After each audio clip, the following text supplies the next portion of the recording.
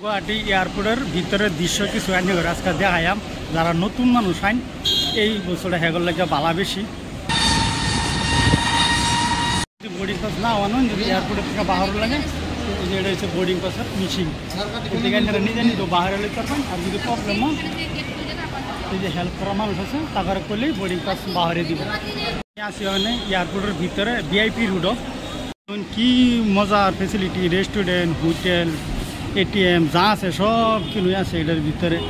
আগে গেট আছে দুইটা 1 নম্বর আর 2 নম্বর আর অনেক গেট বহুতটি গেট আছে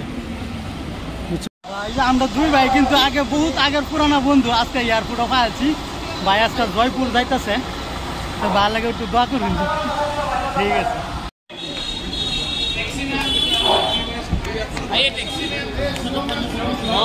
এটা হচ্ছে সোনের ঘর ইতিহাস রাখবার লাগিয়া এয়ারপোর্টের ভিতরে একটা সোনের ঘর বানাইছে